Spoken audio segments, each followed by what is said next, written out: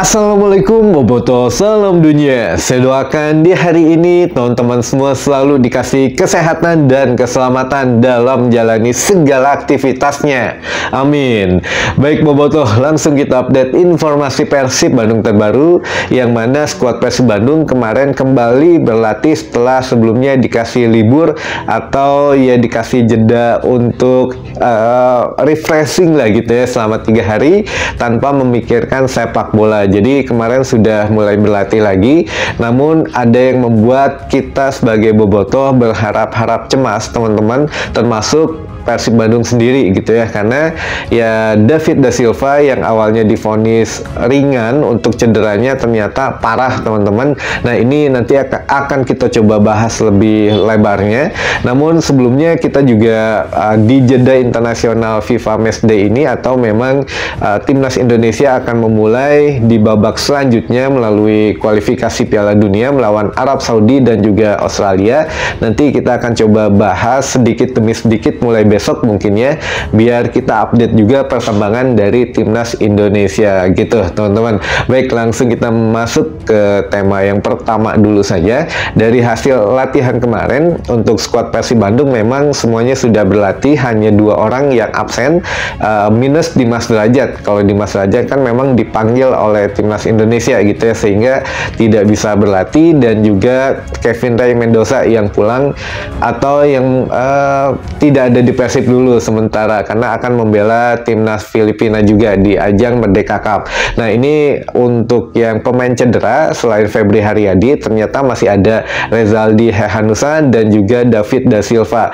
Ternyata kalau untuk DDS ini agak lebih panjang sepertinya teman-teman untuk cederanya, duka kumaha katanya, jadi harus ada observasi dokter lagi, dokter tim, dokter di luar ya rujukannya lah gitu ya. Jadi belum spesifik banget apa sebetulnya yang penyakit yang diderita oleh atau cedera yang diderita oleh David da Silva katanya. Jadi ya kalau memang masalah di kaki atau apa ya namanya ya yang biasa digunakan lah, itu biasanya cepat terdeteksinya, tapi ini kan masalahnya di bagian bawah perut gitu. Jadi ini agak sedikit ya harus lebih apa ya, lebih mendalam lagi diceknya, takutnya memang ya nggak enak lah katanya untuk berlari, untuk apa namanya beraktivitas yang agak berat itu masih belum enak katanya. Nah ini ya mudah-mudahan kita cepat doakan segera pulih gitu ya. Namun ya ini juga menjadi satu hal yang ada bisik-bisik lah di luar sana, seharusnya ya bukan hanya melalui jalur medis saja, harusnya bisa juga di luar medis, tapi bukan lain kadukun gitu ya, tapi ya entah itu diurut atau dipijat dan lain sebagainya.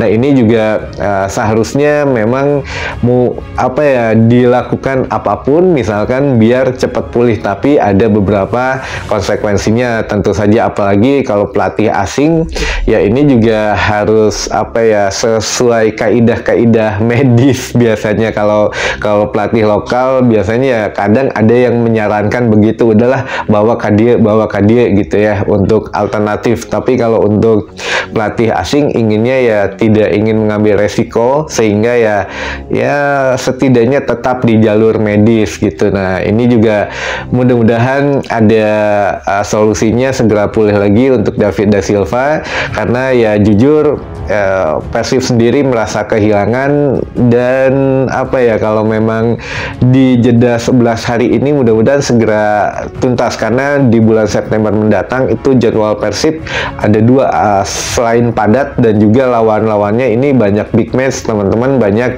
lawan yang tangguh ketika mulai juga nanti kan melawan PSM, lalu ada PSIS juga, lalu ada Port FC di ACL 2, lalu ada Persija juga, dan ya ini memerlukan konsentrasi dan fisik yang prima gitu ya dari seluruh skuad Persib Bandung.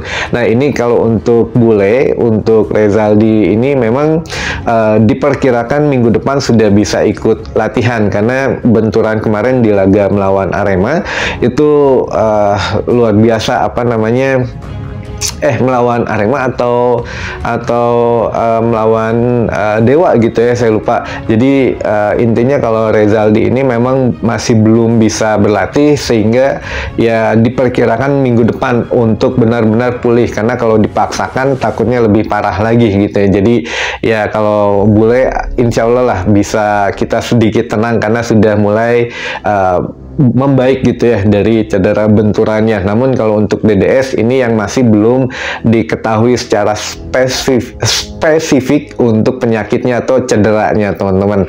Nah, untuk kabar yang kedua, dari menu latihan kemarin, Bojan Hodak juga menyempatkan bahwa ya kita sebetulnya mau nggak mau mengambil perampingan pemain ini ya sudah difikirkan dari awal, karena kan kemarin kita pernah membahas masalah perampingan pemain yang akhirnya ya jadwal padat begini, ya bagaimana setelah beberapa pemain cedera. Menurut Bojan Hodak ya mau gimana lagi, ini sudah resiko kita, ya mau tidak mau kita harus jalani, karena pemain yang bermain di lapangan itu 11 pemain, namun di bench pemain kita memiliki lebih banyak pemain katanya gitu ya. Jadi memang yang bermain bola itu bukan hanya 11, kita percaya saja katanya kepada pemain yang ada di bench gitu. Nah, ini kalau pemain yang ada di bench ya otomatis kita juga boleh percayalah. Masalahnya untuk pelapis Persib Bandung ya masih 11-12 dengan pemain intinya, walaupun memang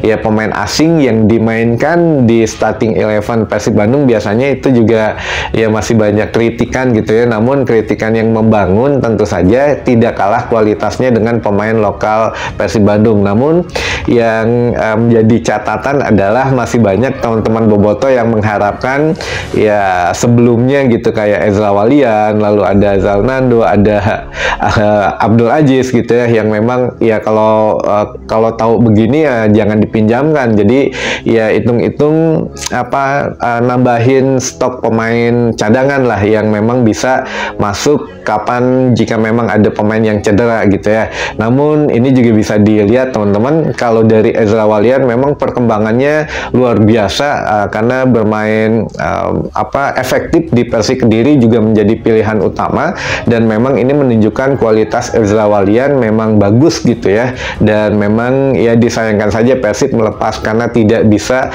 menaikkan nilai kontraknya dan juga nilai gajinya tentunya.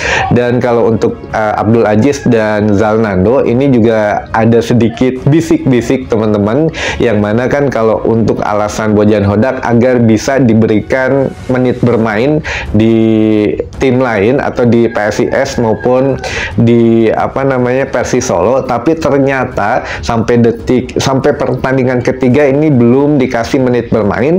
Dan memang alasan yang selain itu katanya biar setidaknya mungkin agak sedikit nggak enak lah diomonginnya. Kalau Abdul Aziz kan memang dipinjamkannya 1 tahun, tapi kalau untuk Zalnando itu hanya 6 bulan. Jadi Bojan Hodak hanya mengharapkan Zalnando yang berkembang, sementara Abdul Aziz ya kalaupun memang dipermanenkan oleh tim lain mangga saja gitu istilahnya begitu ya. Jadi ya bukan hanya memberikan kesempatan bermain dipinjamkan, tapi ya kalau bisa ya tidak mengganggu stabilitas tim. Jadi kalau tim Persib benar-benar yang ingin berlatih, yang ingin bermain, yang punya semangat lebih. Jadi yang tidak punya semangat bermain ya lebih baik tidak di Persib. Namun karena terbentur nilai kontrak yang masih panjang, salah satu pemain tadi ya itu AA gitu ya. Jadi ya mau nggak mau dipinjamin dulu lah. Sementara ya kita bisa lihat juga Reki Rahayu yang memang dipinjamkan, tapi dia memilih belum menerima klub mana yang akan dibelanya gitu ya, walaupun dipinjamkan.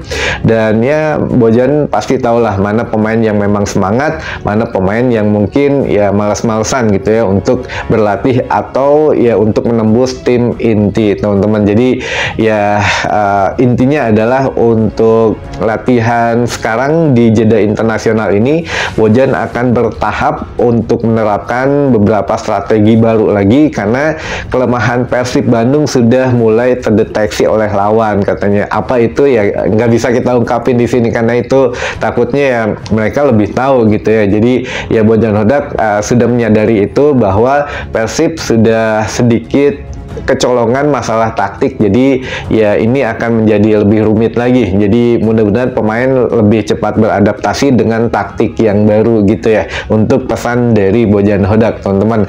Baik, mungkin itu dulu saja informasi yang bisa saya sampaikan di hari ini. Mudah-mudahan menambah informasi dan wawasan teman-teman Boboto semua. Sampai ketemu lagi di informasi selanjutnya. Wassalamualaikum Boboto, salam dunia.